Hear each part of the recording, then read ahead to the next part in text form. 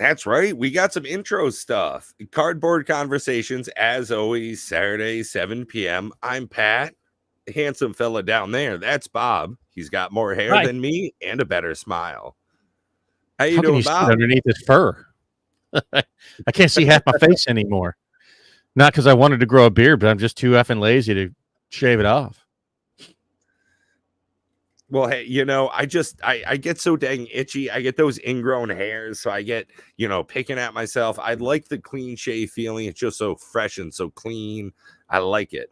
And you know what else I like? I gotta say is hanging out with you and all the great folks down here in our comment section and some of our channel members. As you can tell by our intro here, we've got a couple of folks that like giving a little bit extra, and we really appreciate that. So if you want to get some extra perks like seeing Let's Play videos a day early, go ahead and think about that. Or if you want to see some behind the scenes content like our after the show, you might want to become a channel member. Otherwise, well, just hang out and listen to these awesome conversations like what Bob and I were talking about. Amen. We were actually behind the scenes talking about, discussing, I believe it was last week I brought up, either last week or the week before, I'm getting old, the Princess Bride secret lair that has just gone to the moon, right? That I wanted to get that for a friend of ours. They're not into magic, but they love the Princess Bride. And I was like, wow, that just seems to scratch the itch until I looked at the price. And at $168, I said, get effed. Like, that is just, it's a lot harder. no, Yeah. it only came out like last August or something. I'm like, no, I like them, but I don't like them that much. It'd just be weird, right? Like, I we have a get that. budget Yeah. for our friends. I don't know about you guys, but like for our friends, the budget is around that like $50 mark. $30 to $50 is like where you cap it for like Christmas, birthdays, that kind of stuff. It's just anything over that, it starts getting sort of awkward. So yeah, there's that weird feeling about gift giving and being reciprocal with it. That's one of the hardest parts about being friends with Big Box Dave. Biggest heart and unfortunately an equally sized wallet. Sometimes, when we get to hanging out, talking with each other or sending each other gifts in the mail, sometimes it just gets a little bit out of hand. And that's one of the things about, being a Magic the Gathering player and being friendly with other folks in the atmosphere is sometimes it just gets a little bit out of hand. Sure. Things can get a bit expensive. No, I understand. And amen. Big Box Dave has sent me some large gifts, and it's equally awkward. And I'm like, I don't want to keep this sort of reciprocal big gift kind of relationship. And like you said, it can get awkward at times. So, but like I said, we talked about the Princess Bride secret lair last week. Well, there's one coming up that I believe is going to be very similar. And Pat, you said it strikes a much stronger chord with you. Do you want to cover some of that information? We were talking about the Monty Python one, just so that you all are aware. And it popped up this week. I think that it's going to probably follow a similar trajectory, if I had to guess, to that of the Princess Bride. It's another cult classic following. People that love Monty Python are, die hard about it. So, Pat, take it away. So the Monty Python secret lair is coming up here not too long. It's not quite on sale yet, so make sure you're subscribed to those notifications from Wizards of the Coast. But there's a Monty Python themed secret lair coming up that has actually a bonus card or two in it that actually feature one of the old Magic the Gathering cards here. It's not Visidrix, it's Kizidrix here, along with Coutapult, and it's Goblin Bombardment rethemed as Coutapult and Killer Rabbit of Cairnbanog. If anybody has seen the Monty Python movies, specifically Search for the Holy Grail, they will definitely have seen the Killer Rabbit before. You can't count to one, not two, not four, but exactly three. And that is, in fact, how you defeat the Killer Rabbit. So if you're a big Monty Python fan, similar to myself, you're enjoying not just the European, but the African swallow, along with some of these other phenomenal additions to the secret lair. So just I a think pleasure. personally for me, I'm going to definitely snag a couple of these. Hey, I'm Matt, great to see you, dude. I'm honestly not 100% sure if I've ever actually seen the Monty Python movie, but I know that I've seen Oh, there's tis a tis few. but a It's flesh not one. wound, like what was it called? Scene? Snippet? Between social osmosis, I mean, a lot of people really do pick up on a lot of these things. It's so um, essential to modern comedy and even comedy from the last 10 or 20 years.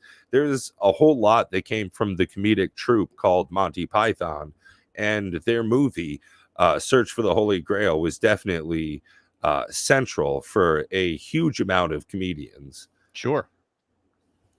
We're doing well, and hello to everybody who's popped into the chat here in the last few minutes. I'm not sure what you mean by the Jurassic World versions. If there was a secret lair, I didn't grab it, and it sort of goes into that, that vein for me, where the only reason I would be picking it up, because even though, yes, and this is going to be sacrilege, I'm very well aware of Monty Python, watched them back in the day.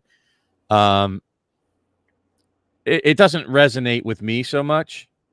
So using my own yardstick of only buy product you don't mind being stuck with, the only reason that I would even purchase this is that it seems to me to be in that potential to gain financial value territory. Interesting. Right. And I don't want to buy it strictly because I believe it's going to go up in value. Because I don't sell anything. It just sits on my shelves. Everything I bought, it's still sitting on my shelves for the last 5 years. So Hell yeah. I mean, for me personally, I would love to have 3 or 4 of these. I can think of at least 2 or 3 people that I would enjoy giving this to that would also like receiving it from me. The thematic crossover that there was for the Fallout Secret Lair, if they continue that along with the Monty Python Holy Grail stuff, I think it would just be a home run. And a couple of folks would really enjoy that. Like I was talking with Bob behind the scenes, I could see a couple channel members actually enjoying if we had one extra to give away. Yeah, it wouldn't be bad. Thank you for noticing, Mrs. Hillbilly. This is actually my family castle. Not me personally, but my family lineage. Yeah, this is there's a castle for my family in Scotland, and I even wrote to them asking for permission to get married on castle grounds, and they said, "Sorry, it's not open to the public." I was like, "Wait, what?" But I can trace my lineage directly back to it. So they were like, "Get effed." That's how close I am to it. At least they responded, to be honest. I'm surprised They did. And I was like, offended. My dad went there before he died, and he took a tour of it. But I honestly, it shows lack of imagination today for a background. So I just kind of, I don't know. We have a bot. Yeah. When did that happen? Look at that. I was just testing the commands. Look at you. So we are growing. Look at us teching out. I don't know why I didn't do this like a long time ago. Well, so that's one of the things, Matt, is we're pushing each other. That's what I love about this channel is Bob's always asking me, hey, not directly, of course, he's pushed me with his words. He's smart. I like the way he does this. He's trying to get me to educate myself more, whether it's about Magic the Gathering or just how I look at different things. The way you're pushing me with the producerial and editorial stuff, I love it. So as a channel, we're just all growing, pushing against each other in a way that is just making this a bigger, better thing. And it's people like Solar Gods that's helping that out. We really appreciate the channel members on this, platform here. And it's folks like you that really are helping us grow. So thank you.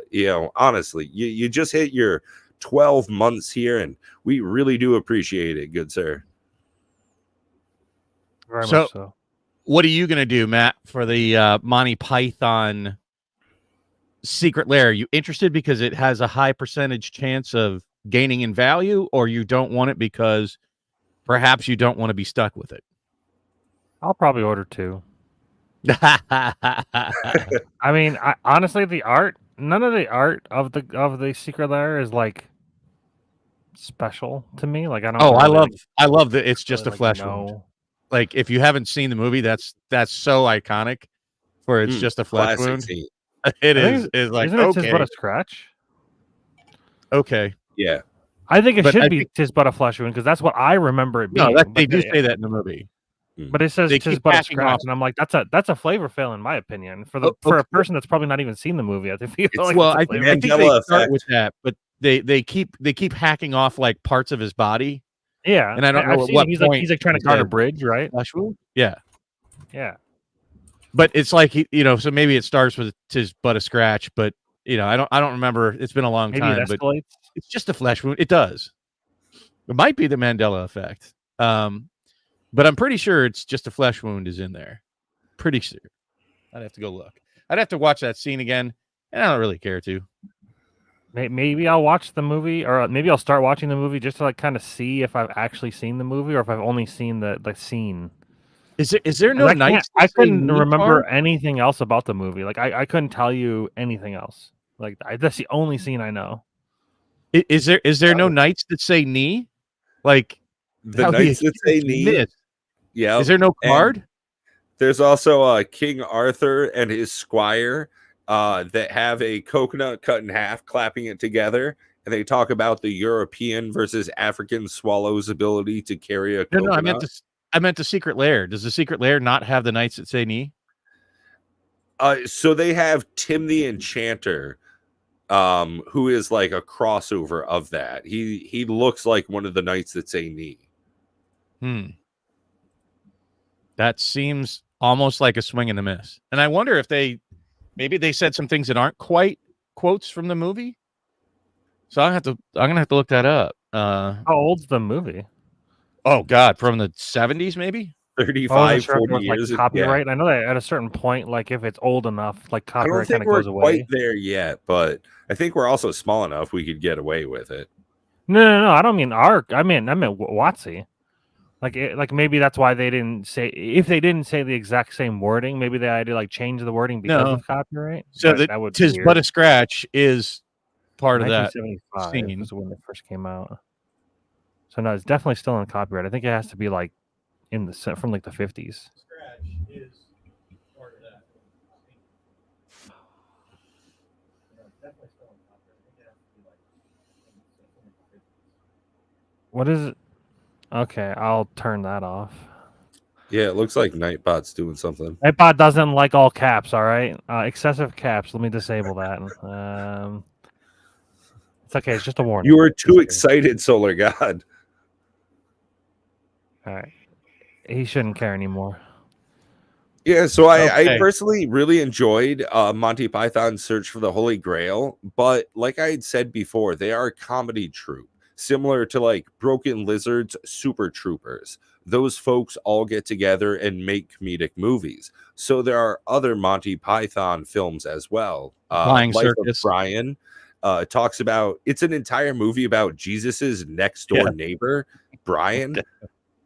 It's just as dumb as it sounds, along with Jabberwocky. Yeah, they've done a lot of movies. Some are hit and miss, and Search for the Holy Grail, for me personally, growing up and even again as a stoned adult, I really enjoy it. I would say that the Holy the Search for the Holy Grail is probably the most popular of all their movies. But at any rate, I wonder how that's going to cross over as Secret Lairs go. I mean, there is a recent change, and I wonder how strict they'll adhere to it. But recently, Magic the Gathering and Wizards of the Coast, with their Secret Lair productions, have limited the run of their product line.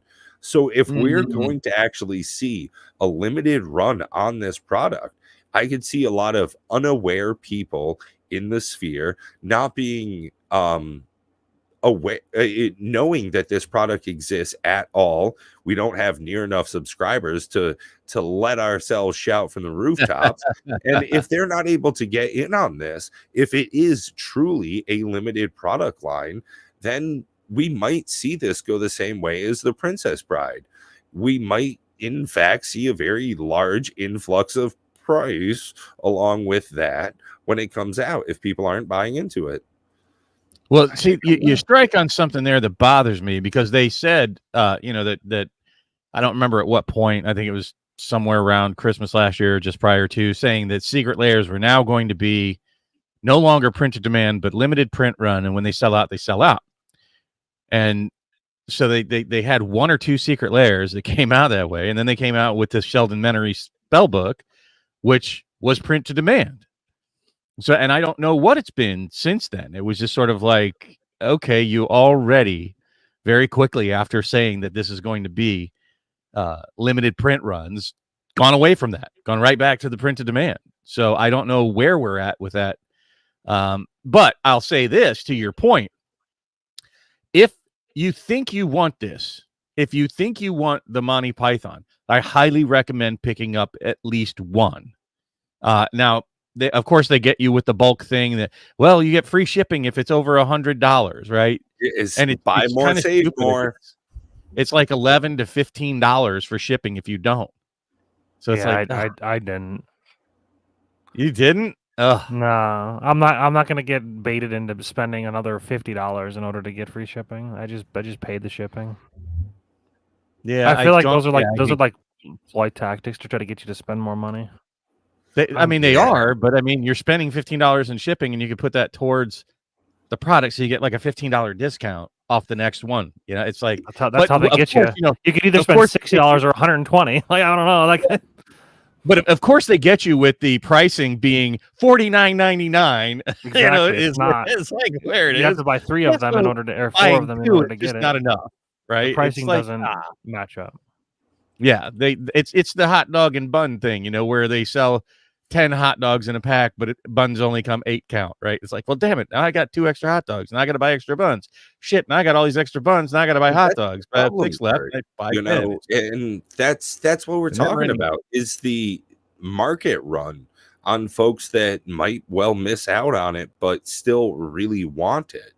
You know, unlike a Taylor Swift concert ticket, a sealed Secret Lair is just as chase worthy as any other item. If it's still a sealed product, you're still having that fun. And that's definitely one of the worries and great things about buying, you know, sealed products. And speaking of other folks in our chat, got to give a shout out to our quote master of the night. We got Solar God, who's practically got half of the script to Monty Python's here on screen. So thank you with your dedication here. Wow, I don't like what you said at first. You said first, oh, I see in our chat here, I got a shiv. I'm like, wait, don't shiv anybody, please. Okay, speaking of shivin, I used the Shivan Dragon earlier today to spread my thermal paste on my CPU. Yeah, that's about all it's good for. I think it's probably the last time I've ever. I think it's the only time I've actually used a Shivan Dragon. Well, at least you used one. Used it. Yeah. You know, it wasn't a throwaway card, except I did literally throw it away. But that's because it was covered in thermal paste. I mean, you gotta do what you gotta do. You know what's funny? I actually have used a Magic the Gathering card to spread thermal paste on just the CPU. I actually have done that. I've never done that. And I'm also running like 60 Fahrenheit coolant. Yeah, 60 Fahrenheit cooler on, you know, idles and load. So rocking and rolling. But you know what they're not idling on? What's that? The list. True. Ooh. I saw this. This was an article that I came across on my phone. I need to like move my camera slightly there. Perfect. So I saw this this article that like just said they Wizards of the Coast secretly removes the list, and I'm like, wait, what? Really? What? And then I look at the bottom of the Bloomberg announcement page on the WotC official page. They just like randomly just go, oh, and by the way, we got rid of the list. It's gone. Like, oh shit, that's actually good news. I mean, At first, I was mixed about it. I didn't know how to feel. At first, I was afraid. I was petrified. But then, I learned a little bit more and I got identified. And I got to say that, honestly, I don't think this is a loss. I, No. w- I'm when I surprised that look Matt back at says the that it's a wager, good thing. He when said, I "Why? look, It's just a bonus in a slot that's a non-card." So I'm curious why you say that's a good thing, Matt. so Um, I think Sort that of it is a backpedal. good thing because this will shorten the amount of variance in packs. And I think right now I that don't is care one about of that. the single biggest issues in Magic the Gathering openings. There are so many different piles to put stuff into.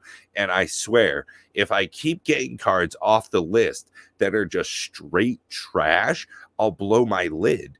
That was one of my problems when we were talking about Dominaria United, how they were going to have cards from Legends in it. Yeah, when people would open up one of those and they'd finally get a Legends card and they'd see it and it was still fucking trash. That was one of my big issues. And that was the problem with the list to me. And when they shortened it down to 40 cards, I really liked that. Except there were like 5 good ones and 35 other garbage cards.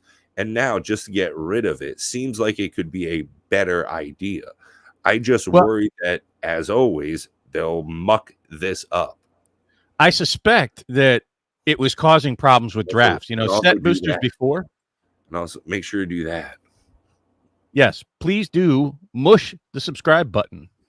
But I suspect that this has more to do with the fact that they replaced draft with essentially a hybridized set booster, and now it's causing problems because you get a list card that could throw I off think the it's balance of okay a if you draft. say bastardized. Well, no, anything from the list slot is not sealed or draft. I don't think. I don't think that's What? sealed or draft legal.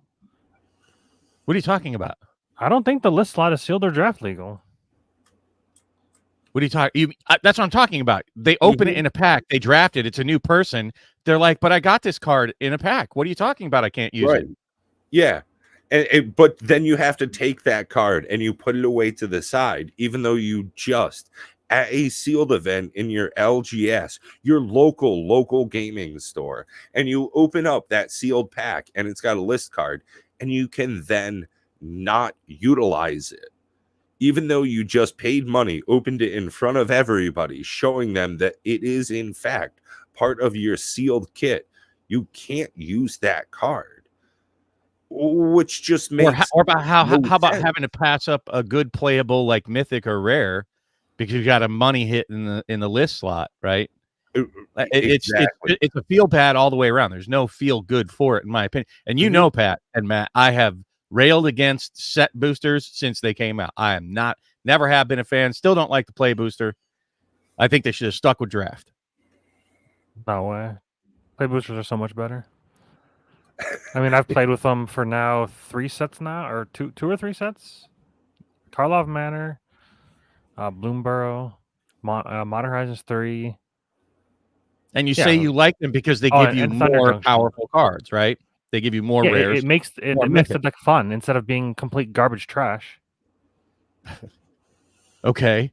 Power I don't creep. want to play with the commons, man. I just don't understand why they exist. That's not true. There are some commons that are good commons cards. that are okay. Don't get me wrong, but I think having 4 slots of power is no longer viable. I think if they straight up said all the week across all the planes in Magic the Gathering are now dead, there are no commons ever again, and they just have 3 power levels, I think that would be a great thing for Magic the Gathering, just as far as streamlining everything across the board. You want to know why I think they got rid of the list slot? I think they're trying to cut down on reprints. That's my copium. Ooh. That's the only thing I would see being and I do see it as being a good thing. But the problem is they're cutting the one part of reprints that is negligible at best. Never has the list reintroduced something that crashed in price simply because it made the list. No, and I think one of the reasons to that is because of how big the list was in most releases. It was a 300 card list most often. And even then, you'd see those 1 in 4, 1 in 6 packs, you see a list card. So it's rather uncommon to find anything good on those. And I gotta say, it was certainly unreleased, but I think the list hits were similar to common, uncommon, rare, and mythic hits, where it was just as uncommon to hit a good card as Sure. it was to hit a good card in the list. So that's a like 4x4 factor of difficulty to hit anything To good. me, So that to should have your point, the list should have 100% existed in the collector packs, not in a set box. They put it in the set box purely to push set box sales to make people start liking set boxes. And I think that's where it would sit better in a collector's product. I Sure. think the list definitely has a better seat there and makes more sense. And what they could do is, to your point, get rid of the jank. Like, nobody wants to see in a collector pack, like, I didn't get the token. Oh shit, I got a good card. Let's see what it is. You know, it would make for good openings. It would be like, oh damn, I got a hit. Like, before you even know it, you just see the back of the card, you know you got a hit, right? That would be nice. I think that would have been more pleasurable all the way around and the best spot for it. And it would put reprints back in a meaningful way, cut down on these, tack on the ass end of random sets to have your, I don't know what they call that. They call it something different in every set that they put the Strixhaven mystical archives, the Brothers War artifacts. Stop doing that. Score. Yeah. Showcase? Oh, you're talking about the not showcase. special guest? No. The half reprint set that they tack on the ass end.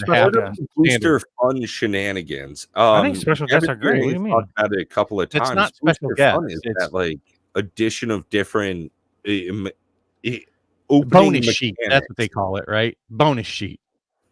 Yeah, I think that's what they call it, right?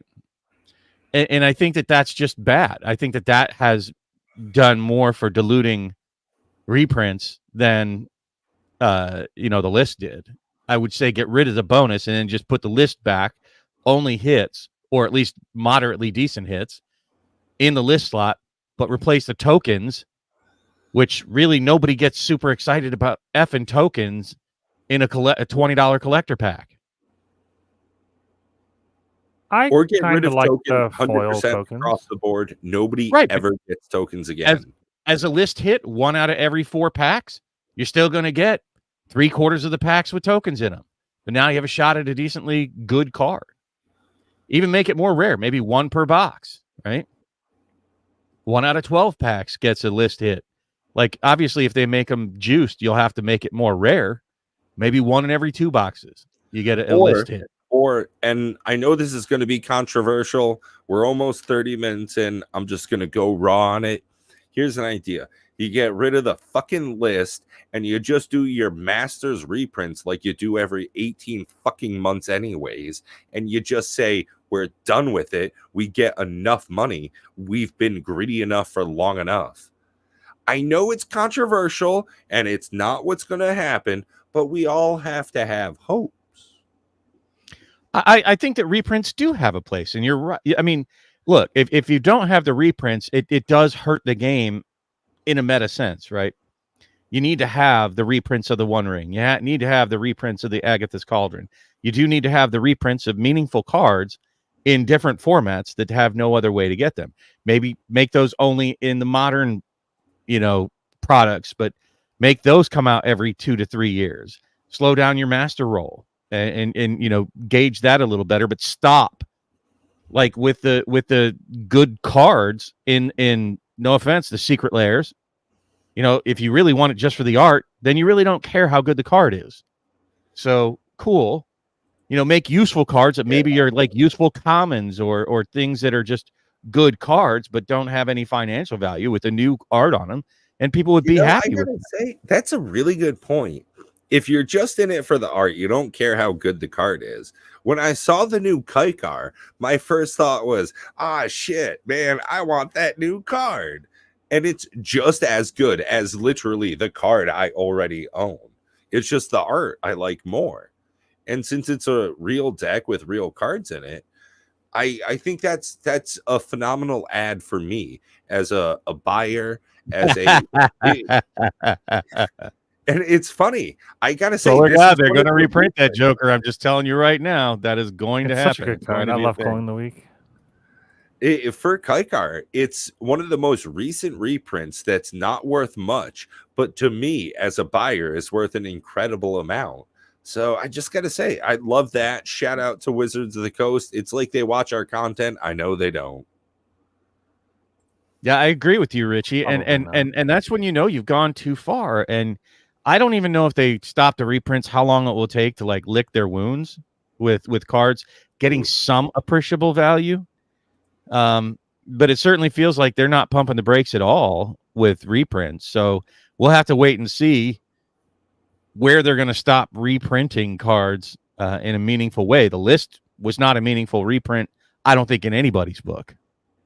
I still think at this point, currently, one of our best fortitudes against reprint equity, as it were, is to buy into Universes Beyond product lines that have a non reprintable quality to them. When we look at stuff like the One Ring, I think that's a great example of things that are worthwhile aspects that are not going to be reprinted as quickly, because there is this crossover that for some reason seems to be almost litigiously blocking it from that. I mean, we see this edition of the One Ring as $100 card. I don't know how they're going to reprint it. Don't get me wrong, I want them to. I just don't understand how they're going to get to that point. Oh, they're easily going to reprint it. It'll just have a different skin. They'll just have a different name. I feel like the reprints have to have some value in the secret lairs, or else. I mean, I get that it's for the card, but at the same time, it's like I think it still needs value. They can't just print like Lana or elves and like, who's a secret lair? It's sick. Nobody's gonna Why fucking not? buy that. Nobody's gonna buy it. Well, but by printing it, you're already immediately dropping the value because you're guaranteeing X amount of that specific card more being filtered into the market. Oh, and as far as secret lairs are concerned, I meant to mention this when you were talking about the Sheldon one. That one I think was a special outlier being printed in demand. I don't think they're all printed in demand. I think they're all supposed to be normal. The only reason the Sheldon one was printed in demand was because it was for charity. I think that's the I'm reason just why saying, they did that. I haven't seen them announce any of that, right? They just said, oh, these are going to be limited print runs. And then immediately afterwards, they print one that's printed in demand. Yeah, it was definitely a wrong timing How about we for it. clarify, Watsy? What did you mean? Hey, we're going to make a special exception for this. No place did I ever see that mentioned I or think they printed. did. Okay, I didn't see it. But The it's just like, announcement for hey, the they also Sheldon Ritter printed one. that the list was going away too. In the Well, bottom yeah, corner, it's in gonna small be- text and not announced. I It's like, mean, gee. they can only do so much. I mean, it's there. It's on their website. I mean, they said it. Okay. I think I that's get what you're one of the saying though. biggest There was a lot of problems information, with- so it's hard to see. Well, there is so much information about this trading card game, this company in general. And I think that's one of the core issues we have, is just sheer lack of communication from Wizards of the Coast. There's a set coming out practically every 6 weeks. And then on top of that, you have sporadic secret lairs and other peripheral items coming in as well. It is so easy to get lost in the mix. And if Wizards is not being direct with their buying audience, it's very easy to be confused, for things to get misconstrued or just not understand what's happening, or to miss out on it completely, a la Secret Lair, Princess Bride, and quite possibly Monty Python. Yeah, I mean, we're certainly in an odd place for Magic. I still think a lot of people want to have some financial value, and I just find it just from a pure financial investment standpoint, a super risky venture to get into. The only way I see people making money is like what you've done, and it's the race to the bottom, the how quickly, if I get a hit, can I offload it before it just tanks in value? So I think that that's a dangerous place for people that want to have value in their collections. And if it doesn't make you feel good to lose value because of reprints, then be careful about your purchasing strategy. If you're purchasing like Matt does because he likes to play the game and he wants to build the decks, then it doesn't hurt so bad. If you're doing it just to crack packs, it's going to feel bad. Cracking packs to build your collection. So, be careful. I don't know how they're going to patch the problems that they have at WotC, but I think that we're going to start seeing.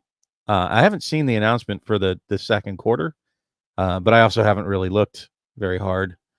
But I'll be keeping my eye on the quarterly reports for sure, trying to interpret the corporate financial speak to the best of my ability, at least. But hopefully that'll give us some insight onto what their policies are going to be. I doubt we're going to see another fireside chat. That went over like a fart in church.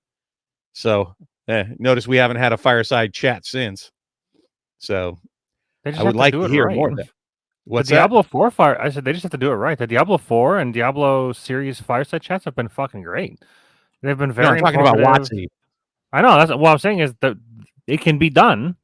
Even Blizzard, who's not that great of a company as far as all things considered. I don't know about that. I think they're one of the most successful. Success and great is not the same story. Okay. They've done a really piss poor job with Diablo 4, and it's taken the community fixing the game for them. Like a lot of the things that they've done wrong is like very simple things that they've already done in their games, and then they're like, "Oh yeah, I guess we maybe should put that quality of life feature in our game." It's like you had it in Diablo 3 and you added it later on because people wanted it. You didn't think they wanted it in for the other Diablo, the newer Diablo. Here's one of the problems right? With that though is that they fire all of their developers every 12 to 18 months. I see a lot of parallels between what Blizzard has done as of late and what WotC has done, and it feels very much like Blizzard is trying to overmilk the cow, right? Compared to all the other things that are coming out, the price point for Diablo 4 to $100, GTFO, man, that's insane. Not $100. It was when I bought into the pre-release for $100. That's what I purchased it for. You bought the special pack though. The actual initial game was only $60. No, I bought it for pre-release for early access, and there was only a $99 version period when I bought it. Oh, well, I mean, early access is fine at $100. Okay, but all the other early accesses, when we see them out there on Steam, like you just clanked to me earlier, we should probably drop that link in our chat. But I think that they're doing the same thing, plus microtransactions. They feel dirty anymore at Blizzard, right? And they're not supporting their old products as well, for things that people have bought. StarCraft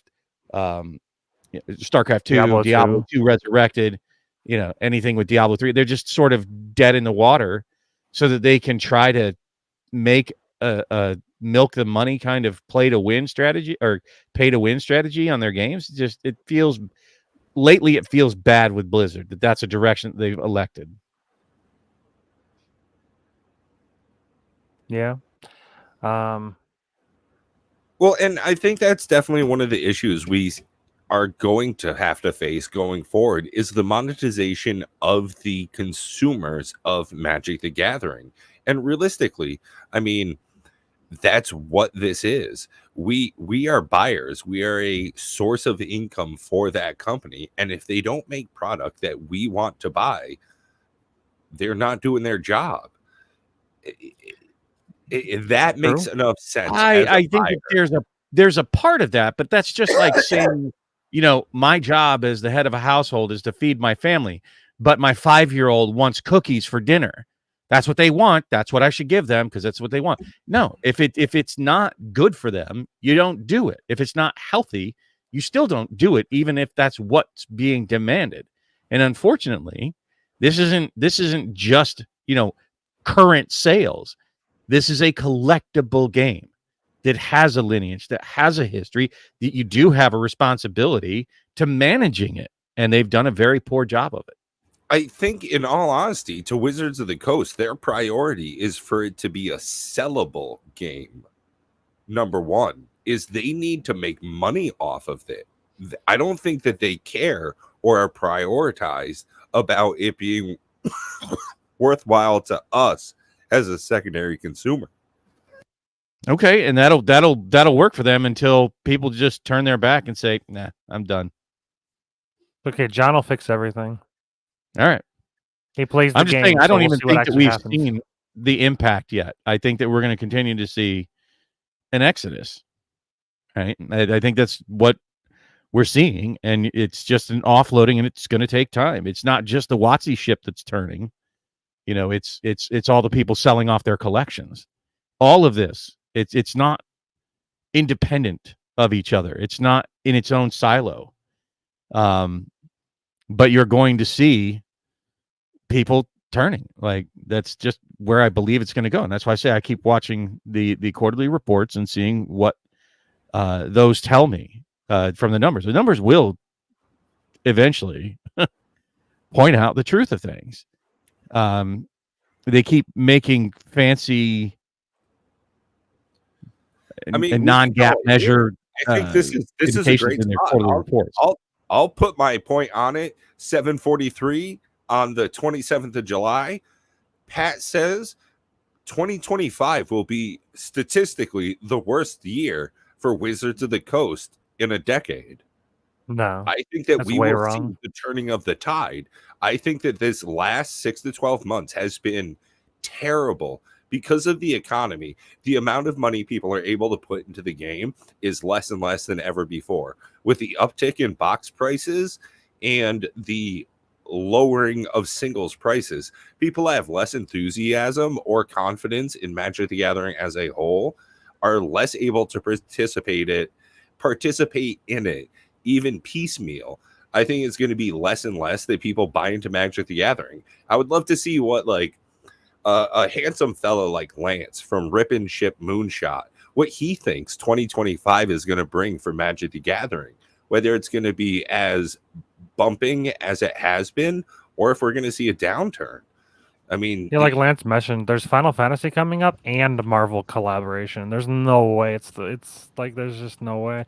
Plus, also you have to remember that WotC is not just a card game company. They also have D&D, and D&D is coming out with their new edition. They're I don't know what the hell they're calling it. They keep going between D&D 5.5. I don't know if they've ever called it 5.5.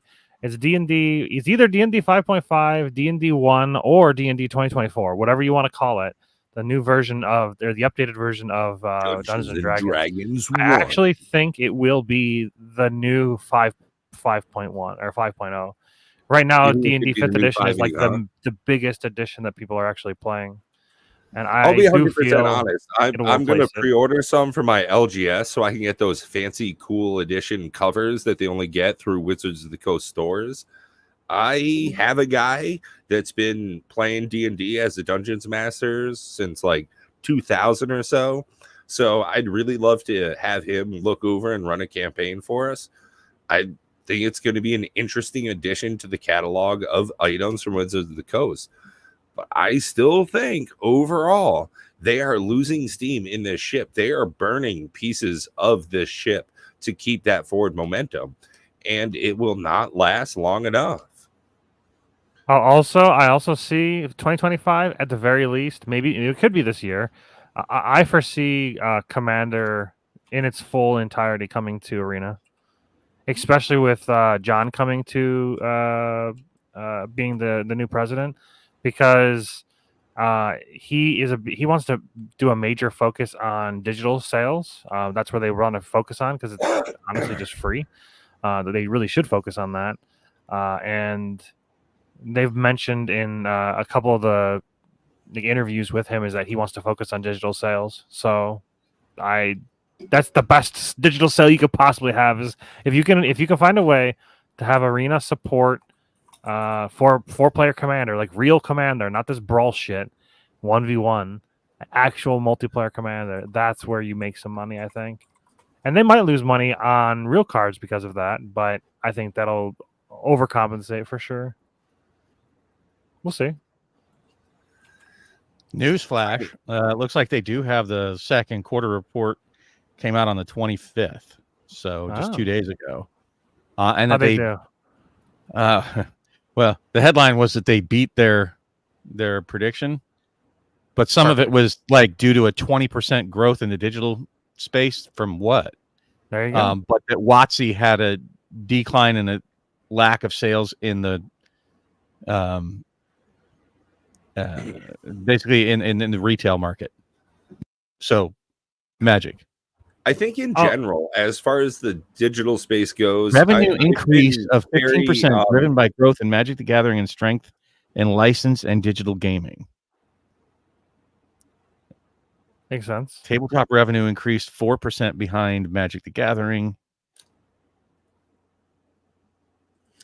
I'm a huge proponent. Revenue decline of 87% impacted by the sale of one film and TV. I'm going to have to go through. I want to see Magic the Gathering like Yu-Gi-Oh! Season 1, where I slap down a Shivan dragon on my wrist and it just lights up to life. That would be sick. You know, I think that to me, anybody behind the scenes, if you're a channel member, you're getting access to a lot of extra stuff, including some of my recent Odyssey down to Boston's Micro Center for a huge upgrade. But now that I'm running on this high definition stuff, I just think that that's kind of the way the future is going. The analog is kind of behind and the digital is certainly the path forward. And without that digital marketplace and atmosphere for people to play games, I think it's going to be quite lagging behind. You know, like we've got previewed here already, Clank in a digital place is something that we're talking about. Not so much the board game has come up, but now it's something excited that we're sharing with our audience. I think that place forward for Magic the Gathering is certainly going to be huge. And with a new Blizzard head of their studio, I think that is definitely going to be where the stewardship leads the company.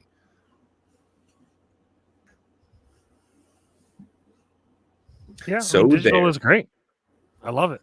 Like you were saying, if they can make some kind of like 3D representation of cards, you like place it down and it like pops up. Like how sick would that be? Right? Yu-Gi-Oh had this like how long ago? And we still don't have it in real life. Hello? Yeah, but Pokemon also has like, what do you call them? Slave balls.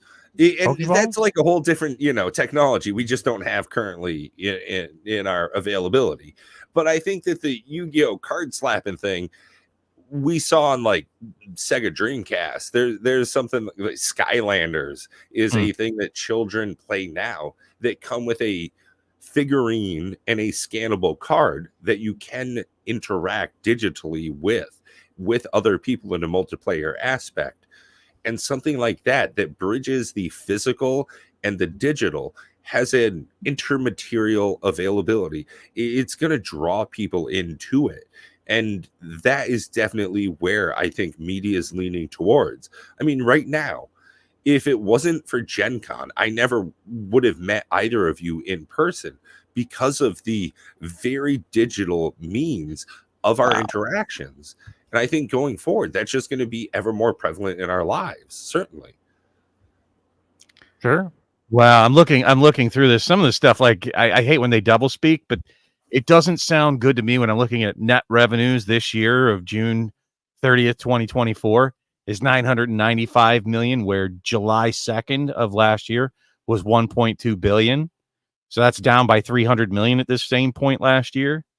And when you look at a 6-month average, rolling average of this year ending in June versus a 6-month ending last year in July, is 1.752 billion last year or this year, and it was 2.2 billion, so down $500 million for a 6-month running average from last year. I don't understand how this is a good trend in my book. Additionally, looking at some of the things like where was it? They were talking about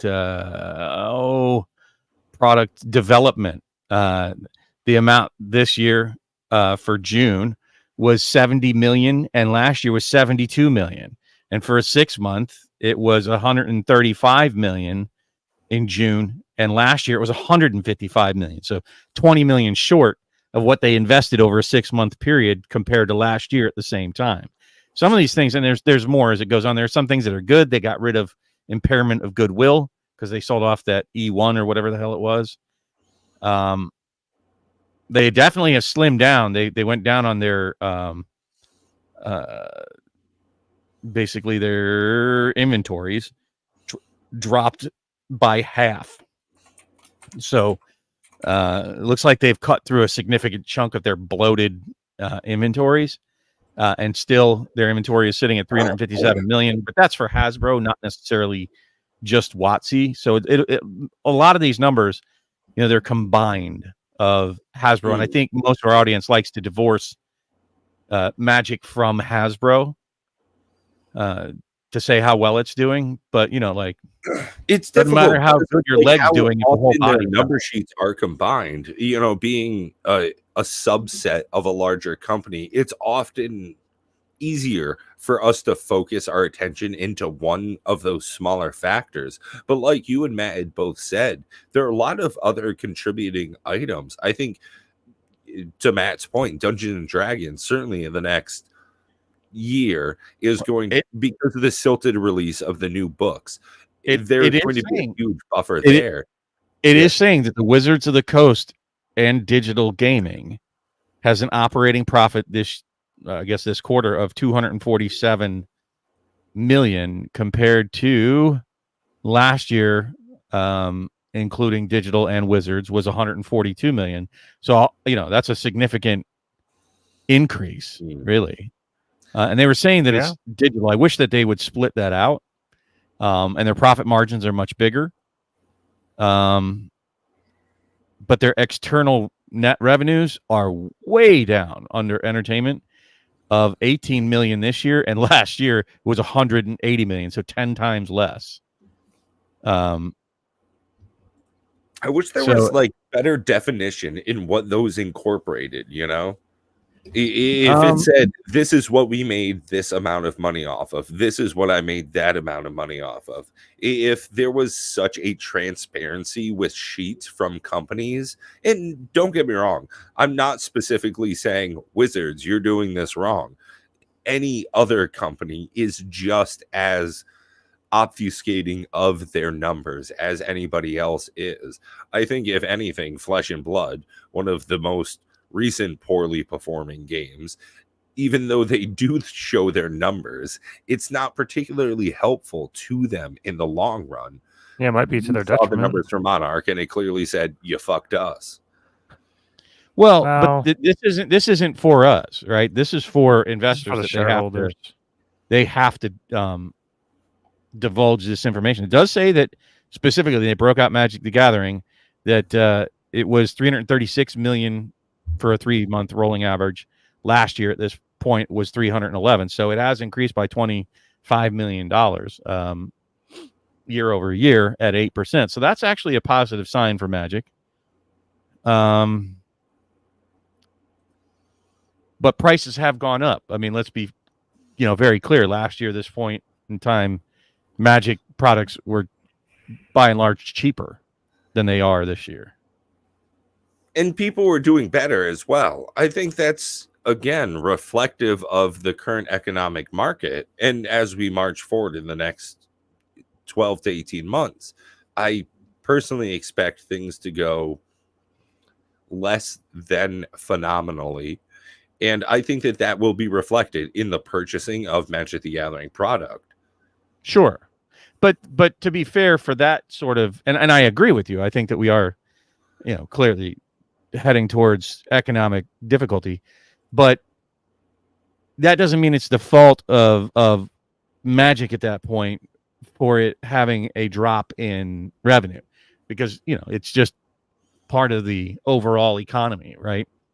And the first thing that goes away is luxury item spending in difficult financial times. So that can't be a measure of how the health of Magic. According to these numbers, it's not that bad. It's actually fairly healthy. And on that note, quick interruption. Speaking of financial and great ideas, I recently bought a 4070 Super and a new gaming monitor. So thank you, Micro Center. Not a sponsor, but I I'd was take supposed it. to go smaller. What was that? I said not a sponsor, but I'd take a sponsor for Micro Center. They're Yo, great. dude. I This would give is out what 2 back rubs a day for a sponsor like that. Really nice this ones too. Rough with my is some thumbs. confusing shit.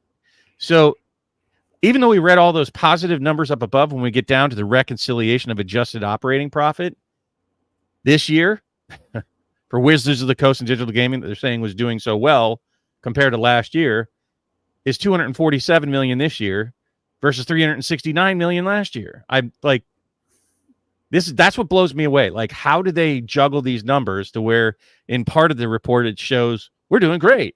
You get farther down, it's like we're not doing so great. In ways, just misrepresenting data to make it seem better. As far as that, any of us here know that you can screw with a graph well enough so it looks better to you. Instead of starting at 0, you start at 75, so it seems like there was actual growth in your company, even though the change is actually just margin of error.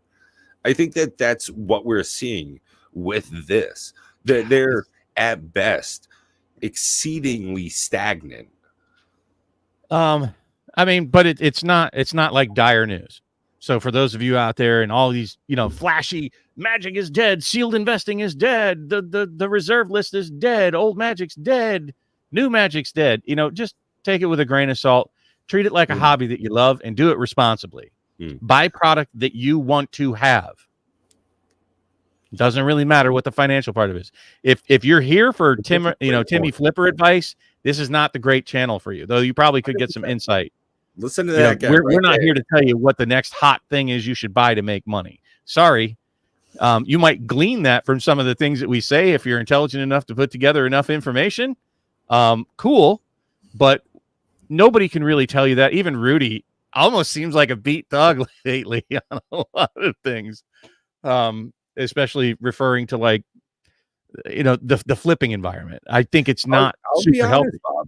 I think that would be a phenomenal video for you in particular to make.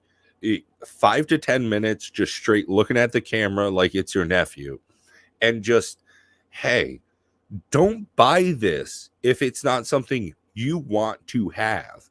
And then go into the depth of, when I say that to you, kiddo, what I mean is don't buy it because you want to have it and then you flip it. No. What if you take out that last part? What if you just had $555 of Karlov Manor because you bought it and you thought, oh, I'm going to make money. This shit's so cheap. Moon. What if you just had that? What would you think about in that situation if you just had a collector box of Fallout? What would you do with it? Would you excitingly record a video of looking over every single card as it comes out of the pack? Or would you think, oh, how do I get rid of this? How do I ship it? Who's going to buy it? I think a video like that from you, Bob, would be wonderfully portrayed. I think that would be great content. It would get like one view. People to consume as well. People don't like to hear no. People don't want to hear that they shouldn't buy it. Right? And I'm not saying people shouldn't buy Magic, and I'm not saying that you shouldn't buy Flesh and Blood or I was just going to say, I was going to interrupt you and then you just fucking said it. I was going to say, what we are saying is don't buy Flesh and Blood because I got a box of Tales of Aria that's literally just taking I think the recent Flesh and Blood has done well. From what I understand, the singles market, you can buy boxes and just sell them and actually make money in Flesh and Blood, which is pretty rare. It's not the reason that you should buy it though. Buy it because it's something it can be a valid reason. Why can't that be a reason? Should we start a poll? Should every other month, because we're monetized at this point, we make enough, every other month we could just buy a box of Flesh and Blood to open on the channel and we could run numbers on it. We can get a hold of Anthony from Box Analysis and we could run numbers on this. I want no part of it. Just for propriety's sake, just to be 100% transparent. This is what it is. This is what you get out of it. That's why the only thing I would do with a Flesh and Blood card is scrape over, thermal paste. Flesh and Blood's a banger ass game. I will say that. Very good play versus player. It just doesn't appeal to me. Yeah, As a matter of fact, even I got hit up in some chats this week about like where to play Lorcana digitally, and as far as I know, Pixelborn. But in all honesty, even with Lorcana, I'm much more about the PvE Illuminaire's Quest version of it. It's much more exciting to me. It's much more game-like. I don't like head-to-head competition. That's never been all that fun for me. I like co-op stuff, period. I was just going to say Flesh and Blood feels more like the Capcom versus SNK, where you're just Street Fighter style. Yeah, I was just going to say Tekken or Street Fighter, right? Yeah. Here's my combo move. That is specifically how it's designed, is a head-to-head in the Flesh and Blood competition of 1 versus 1, particularly difficult combo eccentric style. And that's how it's all set up, is you have a combo chain and you put your 2 play mats together, and that's your combo chain area. It's an interesting style that is very particular to that game, and it does not translate well. And I think that's one of the biggest drawbacks to it, aside from a number of other things as far as their physical releases. And I find it refreshing, the 1v1 aspect. And that's fine. And there's different strokes for different folks, but it's I think where Pat was sort of going with that is that Flesh and Blood, they had announced the PvE format that they were trying to develop, and why it still hasn't come to be is because the game itself just inherently doesn't feel very multiplayer / player versus environment friendly, cooperative. It's not really built for those styles. Whereas like the difference from Magic is Magic, you could almost play by yourself because you're just setting up all these combo chains and gold fishing, and there's so many machinations that it could be about. It doesn't have to be about building them specifically to beat the guy sitting across from you. Right? Well, that's one of the interesting things about the idea of the format that we created as the multiplayer outlet of Commander Raids, where in Magic the Gathering, when we play heads up, we're supposed to be planeswalkers. That's the lore of Magic. I'm a planeswalker, you're a planeswalker, we're fighting each other. That's the deal. Oath of the Gatewatch. All of the Gatewatch is a bunch of planeswalkers coming together to fight Ugin, the big fucking baddie. And that's what you do in Commander Raids, is all of the players as planeswalkers come together to fight a big baddie. In Flesh and Blood, it's you, a pit fighter, versus another pit fighter. And all of you down in the pit together makes enough sense, but it never plays out well. There's never a good story at the end of that arc. Whereas in Commander Raids, it feels as though everybody celebrates the end of the story. Lord of the Rings, the whole party survives. There's no brawl to the death. Boromir didn't. All of the main... It's like the end of Game of Thrones. Everybody's really displeased because everyone dies. That's how the player versus player version of Flesh and Blood works out. In my opinion. But I mean, to Matt's point, these games at their core, when they were designed, even Lorcana is a only one may stand sort of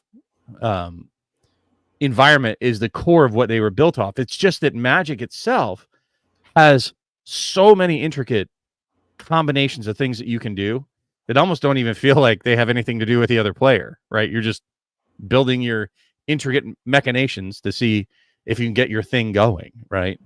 And that doesn't necessarily mean, oh, I'm just trying to hack off, your arm and then your leg and then your head. It's not necessarily that way, that's more of what Flesh and Blood is like, is that I'm just going to dismember you until you're not there. Whereas Magic is much more at this point about doing interesting things in Commander, right? Not necessarily just super killing your opponent next to you. It's one of the issues people run into nowadays with Commander, though, is the solitary action of it, though, is how solo you can play a multiplayer game. Well, and that's what you have to Matt, do. I mean, you have to get to a point where you do your thing, right? To where you are unmolested, uninterrupted, whether it's picking your spot when everybody's tapped out, that you're just, okay, here's my chain. This is how I'm going to win. All right, cool. Thanks. And I think that play style or that set of interactions translates into a lot of the other multiplayer games. And I was just thinking, Matt, that probably is something you've experienced a lot when you go dungeon delving with other people in role-playing games as well, is if someone's a tank, they just focus on tanking and they might not think about the folks behind them. They just think about being the front liner. And unfortunately, that can take away a lot of the broader appeal of gameplay. Is that something you see that translates between Magic the Gathering Commander or multiplayer games and other role-playing games?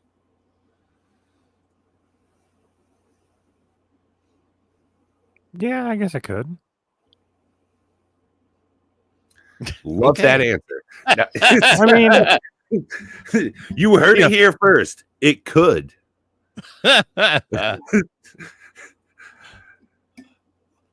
Love the verbose answer there. No, there's a lot to unpack there. So I know it's joking, but there definitely is a lot to unpack in that line of questioning. I know for me, I personally play mostly single player games. Satisfactory recently got into Spider-Man, all single player games. But when we get together and we play something like Minecraft, it definitely changes the whole dichotomy. So all of a sudden I might have a role. Hey, Pat, you just need to go out and get building blocks. We're going to build this whole hall over here. You just need to go and collect. And you get into a certain, okay, I need to get axes. I need to build a storage container so I can put all my wood in it. This is what I do now. And you get lost out of, oh, what is this larger picture that I'm participating in?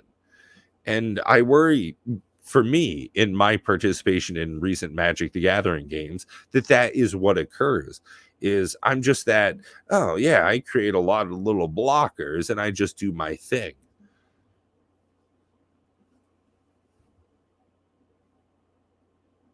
Hey man, everybody has their thing that they want to do. That's what I typically. Magic. That is my purpose in a Magic game. I know it drives Matt nuts. I don't care if I win. I just want to do a thing. Well, it's one of those things where, like, in my head, you're playing it wrong, but like I know that it's not really the case. It's not true. So like that's how I fight. Like I'm like, we're playing a game to win, and the reason why the only reason I even care about it is because if you're not playing to win, then you're ruining my experience because you're playing in a way that I'm not expecting because it's not the normal way that people play.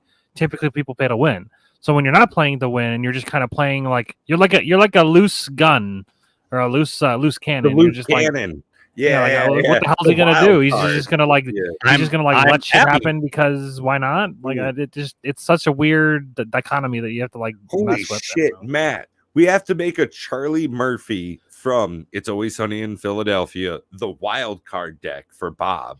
So when we play Commander Raids, it's just like the most random ass spells. 5-color, of course. There's no real commander in charge of the whole thing, and it's just random spells. I agree, Matt Lees. Also, shout out to Matt Lees. I miss you, buddy. I look forward to playing with you on Battle of Bennington Day. It's a holiday. Look it up. We get it off in Vermont, even though we didn't fight the battle in Vermont. Just bear with me. I feel like that might be your player experience with your pod, Matt. I mean, obviously, it's gonna matter. I mean, maybe I'm just okay. Just for clarity's sake, this is my pod. No, I know. I'm just saying. My pod, I don't feel like it's ever solitaire. I don't feel like the game ever plays out the same way. We could play the same decks many times, and most of the time it's different. Hey, Bob, me or you? Me. So Matt, I've played with you a couple of times. You're so freaking good at Magic. Some of your decks are so optimized. I feel like it is the same thing. Well, the Animar deck does Animar. The Animar deck does that all the time. That's a very consistent deck because it's just Cascade. If I can get Animar out and Cascade, it's gonna do the same thing. It's kind of designed that way. But if I played with my most recent decks, it gets interesting. The American Energy deck is strange. The Gitrog monster is fun as hell. I not the Gitrog, the Ravenous Ride, the one where you saddle monsters and then you sacrifice them and then draw a bunch of cards and play a bunch of lands. That deck is fun. Links in our channel description. Just click below. Just saying. All I'm going to say is that playing there's no right or wrong way to play. It may not. Yeah, I know. As I said, I admit it. There is a wrong way to play, and it's putting your lands in front of your creatures. You're a creature. You're a monster, an abomination. Frankenstein wouldn't have made you. Well, I forget who it was, but one of the people in Magic the Gathering Spotlight, they put their cards upside down for them, the other person can so the other player can actually read it easier. And I'm like, huh. I don't hate that as much as the creatures being in front of the lands being in front of the creatures. I do, but I still hate it because it's not right. I actually don't mind where your lands are, but sloppy land tapping that I can't track what the hell you're doing, and it's just a giant pile of mess, and you quarter tap some of them, you half tap the others, it's all slidden all over each other, and you got untapped land underneath it. And it's like, wait a minute, dude. Some cheaters will put their Dryad Arbor down with their lands and then just like chump block you out of nowhere. They made that a rule recently that it has to be in the creature slot. Ah, there you go. See, so I'm talking about. That was in one of the Pro Tours where that happened, actually. Like where one of the pro players didn't know he had a Dryad Arbor, and then it completely changed the outcome of the game. Right. Then I attack with one of my 4 Nadu, and all of a sudden it's a problem. That's the problem, is Dryad Arbor, not Nadu, Winged Wisdom. Shout out to my Bird Wizard clan. Every Bird Wizard is kind of broken. Show me one that's not. I'm sure I could. You could. We all have Scryfall. Don't do it. I was gonna say I can Scryfall that real quick. I'm sure I can find something that's garbage. I'm not even gonna bother looking. I know there is gonna be bad ones. No. But Nadu not getting banned is interesting. People were like calling it there, like it's definitely gonna get banned. It's definitely gonna get banned. I wasn't too sure. I kind of thought it would too. It's too new to get banned. Nah, but it's doing some shit, man. It is wrecking Modern and CDH. Okay, but they haven't pushed enough boxes yet. That's true, but it's not even a valuable card. Get rid of. I honestly believe that they have a certain threshold they have to sell before they typically, unless it's super emergency, going to be a ban. They wait until they've sold more inventory. It's getting to the point now where it's the records that it's putting out are like probably unprecedented. Like it's probably like it's doing some things. CDH is already like in the top 10 of most top 16 decks of any of the decks, and that's this year. It's all within its first month. It's already in the top 10. Yeah, you're talking about it. The product is in its first month of release, and starting to ban cards is bad for sales. I think that there are a number of factors here, and certainly those two things do butt each other. Is the recent release of the product itself and how Wizards of the Coast almost certainly has a priority to not ban a card that is one of the most sought after out of the set. They want to make more money. Duh. Makes enough sense. On the flip side of that, you also have this like, well, this is clearly like the most winningest card ever. Statistically, and Pleasant Kenobi, shout out, links not below, has a video on this about how it was recently awarded the most winningest card ever. It beat out Hogak, which was almost instantly a freaking issue. And Nadu is. The reason I built that deck, yes, Matt, I've got that deck. I'm coming to your house, buddy. The reason I have that I think I could wreck Nadu. I don't think it's. I think no, if you no, just not kill it. you, not you, the other Matt. Oh, So Matt Lease. the reason just I kill built it, that deck, Matt. When he plays it, just kill it, and then he plays it again. You kill he it. wanted to have an interaction with the audience. I know where he sleeps. So the reason I built that deck was just for the idea of like, hey, how ridiculous is this card? If it's just from like stuff I have over there, it's super freaking broken. Like they shouldn't have made that card. And even somebody who like me isn't good at making decks, Matt knows, it's really good. It's too strong. And I think the reason that they did not ban it is they didn't make enough money yet. Like they don't. It's not a valuable card. It's not a. That's not true. I just don't think it's true. It's less than $10. If it was a valuable card that was driving demand, then sure, I could see that. But it's not. I don't. No, it's driving the demand. eyes on it. It's the clicks. It's the hey, what's going on in Magic? Oh my God, this card's shaking everything up. It's like I was just talking with my pop. It's not about selling the card. It's about selling the interest. How many people are looking at this? How many people are seeing, oh my goodness, what's happening in Modern? This new card's changing everything. This old card's now $30. What's happening with Shuko? This thing's garbage. I think that's what's selling it. Along with some of their backlog. I mean, this just helps them all along the board. I don't think I think they're trying not to be hasty because they don't want to ban something that just came out, and I think they want to give it time to cook to see if it's one of those situations to where it could be that people like it could be a very strong deck, but it's not super insane, and like you just have to play around it, and maybe it like levels out. Maybe it's like super hard to get around to now, but then the meta shifts a little bit, and then it's easier to get rid of. Maybe people play more removal, and then it's like just kind of a you play a 3-drop and you draw a card, or maybe you put a land on the field and then it dies, and then you do that again and then somebody kills it. I don't know. People need to run more removal. That's what I have to say about it. I mean, shout out to that. And again, I think Jace was worse back in the day. I think Jace the Mind Sculptor. Okay, because they didn't ban it. But the reason he was worse is because back when Jace was a problem, it was hard to remove planeswalkers. Like once they got out there, you didn't have like instant planeswalker removal. That shit just can you imagine? I wonder how Jace in standard would be now. It'd be interesting. All I'm saying is, they should reprint Jace. Bring it back. Come on. This they already have. This is not the Mind Sculptor in standard, is what but not in standard. This is not anything new, is what I'm saying, right? And they didn't knee-jerk ban that either. And Liliana was oppressive, like we've seen these things in history before, and they didn't go up immediately ban it. So I think that they honestly do want to sell more product before they ban it. I wouldn't be surprised if we what was banned in Modern? Was it Ragavan that got banned in Modern? Like a year or two after the print run, after they sold enough through. What up, Time Capsule? Right? Didn't that get a Modern ban? And I think is Monkey actually banned?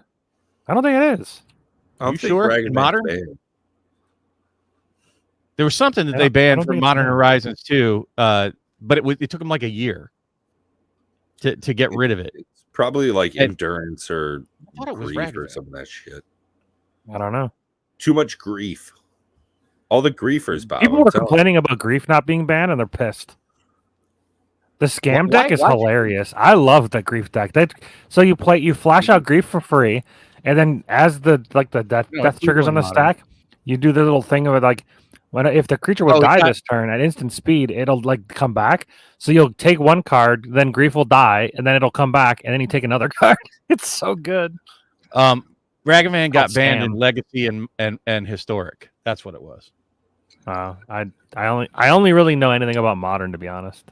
Modern and Commander. What I'm saying is that when they allow things to breathe, shooting it 1 month out of the barrel, they still haven't banned the One Ring. I'm surprised Commander hasn't banned that. I really think it probably should be banned. One of them is fine. 4 is pretty fucked, but 1 is fine. Okay. It's not called the 4 rings for a freaking reason, though. Yeah, When I did they- actually think they should start doing things like limited they should limit, instead of banning something, limit it to one copy. Like I How think is Yu-Gi-Oh that does not a that. video yet? Honestly, That's called restricted. Sorry to interrupt, Yeah. but how is that not a video yet? It's not called the 4 rings. Like, just But it's okay. Well, it is there's- legendary, that's so called, that's called restricted. That status is called restricted. yeah. Yeah, why doesn't And Magic do that? All, It's all the very Power strange to 9 me. are restricted in any format. You can only have one of a Power 9. At any rate, you're talking Imagine about bringing restricting Nadu to one. cards. You're Especially talking don't about get bringing played as restricted. much. Well, I mean, you can't. Obviously, restricted is meaningless in Commander, but you're talking about bringing restricted to modern. or modern yeah. and standard. All of them. Instead of just straight up banning a card, limit it to one copy.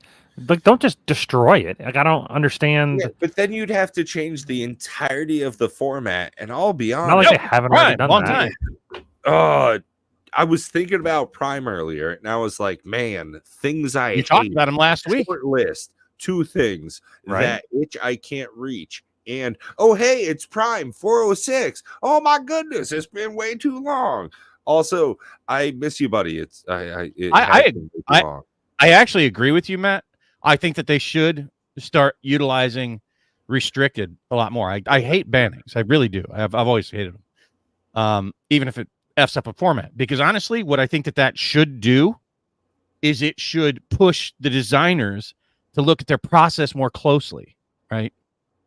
Because it feels dirty that they put out cards that they just have to ban. So they're going to make this, wonderful, amazing card that's super powerful juice that everybody's going to want, and then we're just going to ban it. Like it gets the money quickly, and then like does you dirty. No reach around. No, thank you.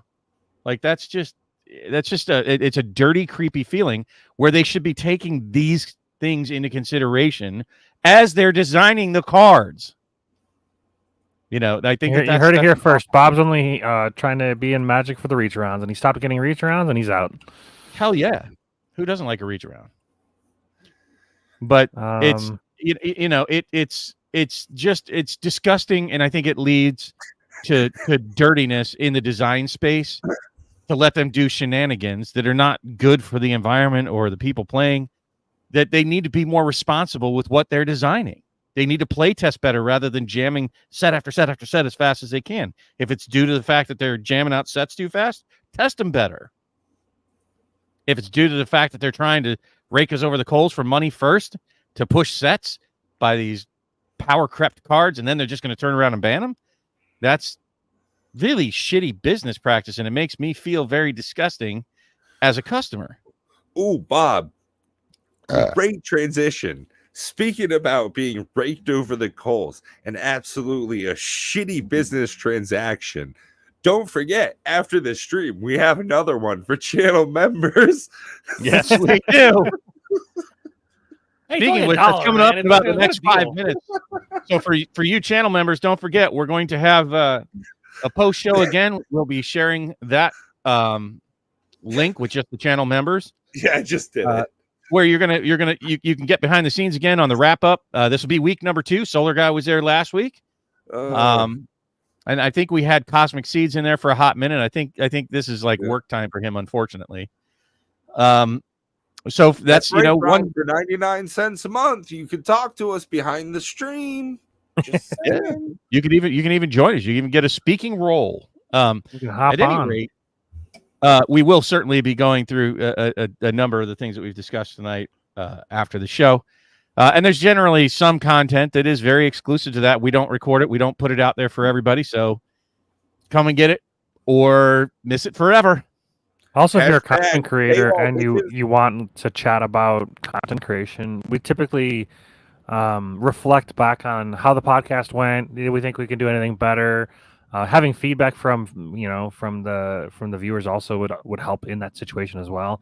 But also tips and tricks that we learn or find out over the course of time, like the vertical format being significantly better in exposure for just everything. It seems like that's something that I actually think more content creators should utilize, just because of how much YouTube pushes it. So that kind of talk is also Sure. available during that time as well. But for our non-channel members, we still have just a couple minutes left here, and let's discuss real quick what we're looking forward to in the next week here, either in any game space, really. Matt, what are you planning on doing this upcoming week? Got anything exciting? Yeah, I'll be no-lifing the Path of Exile League. It's actually insane. I'll tell you what, this is the first league that I actually think they got balancing right. It's so crazy because normally I tell everybody in anybody that play Path of Exile, the first couple days you're going to be playing. There's going to be some bullshit that happens, and you're going to be like, "What the fuck's going on?" And then they're going to release a patch, and they're going to be like, "Sorry, the monster had 500% more damage than intended. It's nerfed now. You're good." Stuff like that happens so often, where there's little bugs, or they don't tune it right. You're in the campaign, which is supposed to be in my opinion, the campaign should be a breeze. You should be blasting through it, just kind of relax and having some fun. But sometimes the mechanic is just untuned, and it seems like they nailed the tuning. And the mechanics, the new league mechanic, it's like a mobile game inside your game. It's so crazy. You build a town, you hire people to do stuff. It's kind of like the World of Warcraft garrisons with a little bit of mobile game situation where you're sending your dudes out on sailing trips to do trades, and sometimes they can get captured by pirates, and then you have to go fight the pirates to get your crew back, or you can just say, you know what, that crew's not worth it, and you just let them die. It's so cool. I don't know, the mechanic is so good. And then they got the auction house. I don't know. So Matt, you're rocking the Path of Exile. Bob, what are you getting into? Looks like you got something interesting here. Oh, I hate this miniature. You can't see it. So it looks like Clash is now available. Not Clash, in it's electronic Clash of Clans coming at you at a mobile game near you. Clank. It's Clank. God, I hate this vertical format when I have to try to share anything. So on Steam, not very there's friendly. a game that I absolutely love, called Clank. It's a board game, and it is a competitive. You'd be surprised. It's one of it's actually probably the only board game in my library that is not cooperative in my top 10, right? And this is probably either number 1 or number 2 in my board game library. It's so good. It's such a good game. It is a deck builder. If you don't know what that is, you might want to look into that a little bit. And a board game at the same time. So it's just super fun. It's been a big hit amongst our board game group for many years now. They have lots of different versions, so I'm very excited. Matt is actually the one that found this and sent me the link, and I was like, "Ooh!" I got you, Holmes. So I think I'll be checking this out. It's currently in early access. It is a little on the pricier side. I think it was around $30 or $40. I was curious. $22 right now. That's not bad. Okay, not too bad. But I definitely love this game, and it is something that I will be very seriously considering. I need to look into it a little bit more. I haven't really had a chance to yet. I'll be honest with you. I'm still playing some EverQuest, but this is on my radar for this week. And perhaps, if y'all are steaming out there, we can share, our Steam handles, and you can Steam stock me. Play. Yeah, I also bought a box of Bloomburrow. Just let Bob know. I bought a collector box of Bloomburrow.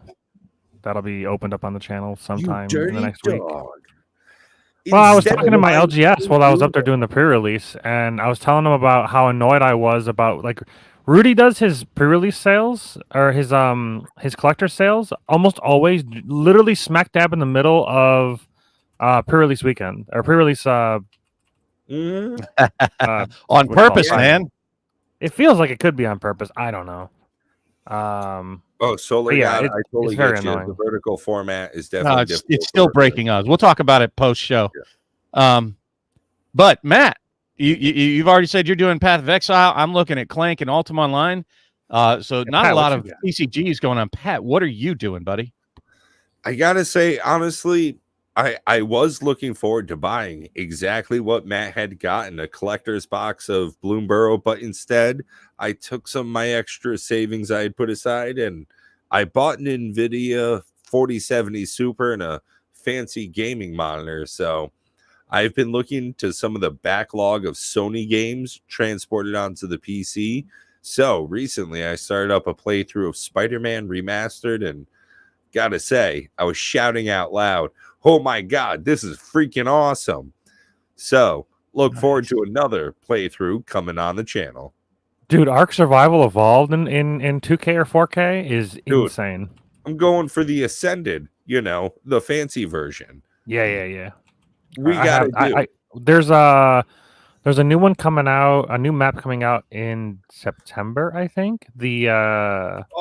But September is when Frostpunk 2 comes out. Well, I guess you guys are going to have to like and subscribe so you're tuned in for all those new gaming content items coming out. True. Until next time. That's going to do it for us this week, folks. Thanks, everybody, for sharing your Saturday evening with us.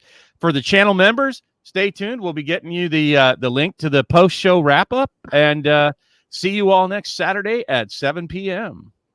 We're going to be hopping over to the OnlyFans.